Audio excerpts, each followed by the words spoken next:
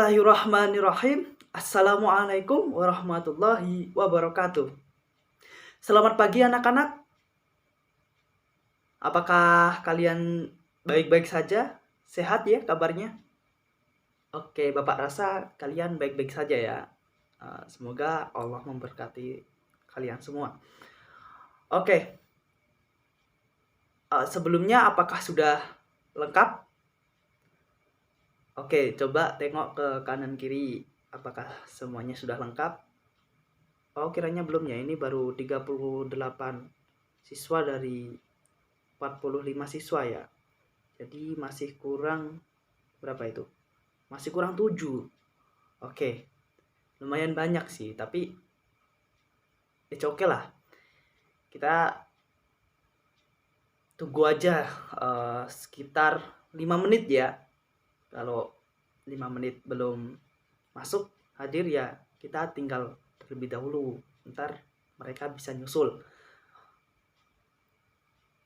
Oke, Bapak rasa waktunya sudah cukup sih buat 5 menit buat menunggu mereka. Oke, sebelum kita mengawali pembelajaran pada pagi kali ini, marilah kita berdoa menurut agamanya masing-masing. Untuk yang muslim, silahkan ikuti Bapak. Liridhoillah wali syafaati rasulillah wali karomati aulia syaulillahi lana walahumul fatihah.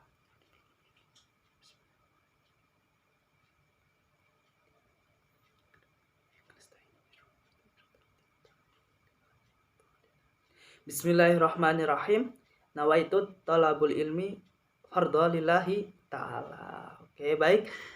Oke, pembelajaran kita bahasa Indonesia kali ini akan mempelajari teks novel sejarah. Oke, Bapak mulai langsung saja ya. Oke, apa sih kira-kira teks novel sejarah itu? Nah, oke, kita masuk ke definisi ya. Definisi teks novel sejarah. Oke, kita masuk. 1, 2, 3, masuk. Sip. Oke, definisi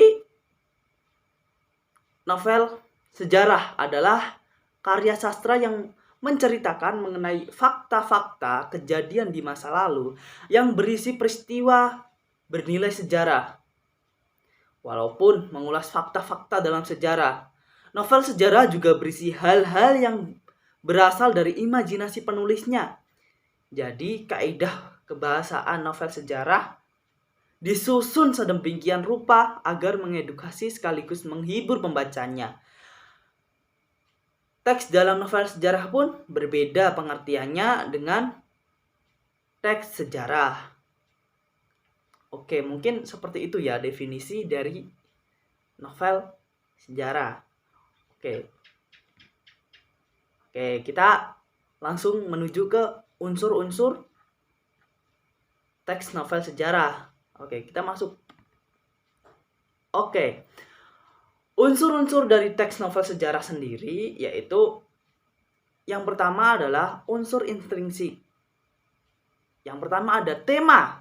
Tema adalah sebuah gagasan atau ide yang ada di dalam novel atau bisa dikatakan sebagai pokok pembahasan dari sebuah novel. Terus yang kedua ada tokoh, adalah pemeran atau orang yang menjadi pelaku dalam cerita novel dan berbagi menjadi 4 jenis yaitu tokoh antagonis, protagonis, tritagonis, dan tokoh figuran.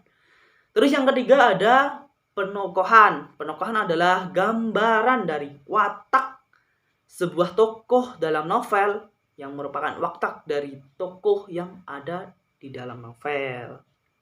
Terus yang keempat di sini ada alur atau plot, yakni rangkaian urutan peristiwa yang ada dalam novel yang terdiri dari beberapa tahapan, yaitu tahap pengenalan, pertengahan atau konflik itu, terus pertumbuhan, penanjakan, terus ada puncak ketegangan atau klimaks, terus ada anti klimaks, dan akhir cerita atau ending.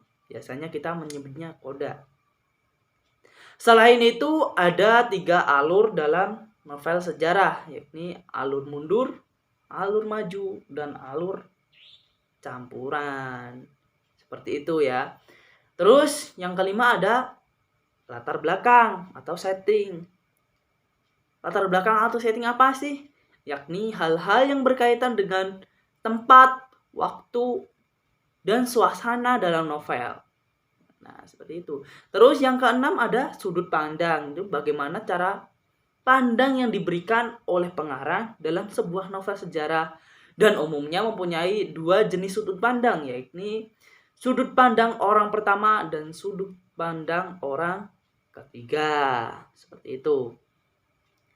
Terus yang ketujuh ada gaya bahasa. Nah, gaya bahasa di sini setiap novel mempunyai gaya bahasa yang berbeda. Tergantung siapa penulis novel tersebut atau setiap penulis memiliki gaya bahasa yang berbeda. Terus yang kedelapan ada amanat atau pesan moral, atau dalam sebuah novel sejarah terdapat pesan moral yang dapat diambil untuk menjadikan teladan bagi pembaca. Oke, kira-kira seperti itu. Ada yang mau ditanyakan tentang unsur-unsur teks novel sejarah? Bapak rasa belum ya? Oke, siap. Oke, Bapak lanjut ya. Oke. Yang ke berapa? Kita masuk ke teknik dalam membaca novel sejarah ya. Oke, kita masuk. Oke. Nah, di sini Bapak ada satu teknik yang sering Bapak gunakan dalam membaca teks novel sejarah ini, yaitu yang pertama ada metode P2R. Metode P2R merupakan metode salah satu metode atau strategi yang dapat digunakan untuk meningkatkan keterampilan membaca. Ya, itu metode P2R terdiri atas tahap preview, read, dan review yang biasanya digunakan sebagai sebagian besar pembaca cepat dan efisien. Karena kan kita tahu sendiri ya kalau teks novel sejarah ini tuh panjang gitu. Jadi kita harus bisa membaca cepat gitu dengan menggunakan apa? Metode P2R. P2R ini ada preview, read, dan review. Maksudnya preview itu kita dilihat terlebih dahulu gitu. Kita bisa lihat sinopsis dan lain-lain. Habis itu kita read atau membaca. Nah, setelah itu kita bisa mereview bacaan kita. Nah, di sini ada keterangan yang biasanya digunakan sebagian besar pembaca cepat dan efisien. Seperti itu. Bagaimana kita memahami bacaan yang panjang gitu. Bacaan yang panjang itu kita lebih baik menggunakan metode P2R. Ya, metode ini bisa anak-anak terapkan. Kalau tidak ya tidak apa-apa, paham anak-anak gitu. Seperti itu. Terus kita lanjut ke praktik. Oke, lanjutnya kita praktik untuk membaca. Praktik membaca ya. Praktik membaca teks novel sejarah. Oke, kita masuk ke praktik novel. Oke, di sini praktik ya, anak-anak. Oke, di sini anak-anak silahkan membuat kelompok berlima dan mencari teks novel sejarah di perpustakaan atau bisa dengan menggunakan gadget kalian masing-masing. Setelah itu silahkan membaca dengan atau tidak menggunakan metode yang telah diajarkan. Setelah itu diskusikan ya apa yang dapat diambil dari novel sejarah tersebut. Ntar kita presentasikan. Oke.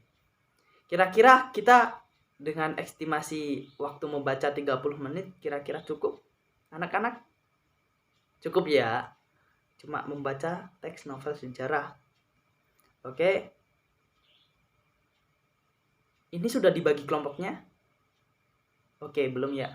Oke. Kalau begitu Bapak bagi kelompoknya sesuai urut absen aja ya. Oke, silahkan.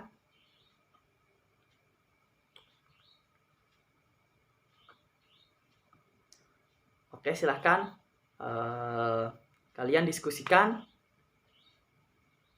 Oke, Bapak kasih waktu 30 menit untuk membaca. Setelah itu, kalian presentasikan ke depan untuk mempresentasikan apa yang kalian pahami dalam bacaan. Oke, silahkan. 30 menit dimulai dari sekarang.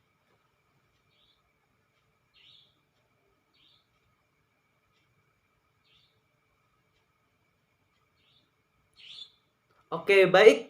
Bapak rasa sudah cukup ya waktunya. Oke, kita langsung saja ke kelompok yang pertama. Silahkan untuk mempresentasikan apa yang diambil dari novel sejarah yang kalian baca. Oke, silahkan kelompok pertama. Oke, good job. Mantap sekali. Dari kelompok pertama ya. Terus selanjutnya ada kelompok kedua, silahkan. Oke, sip, mantap. Bagus sekali. Seperti itu ya anak-anak. Oke, kelompok yang ketiga, silahkan mempresentasikan hasil bacaannya.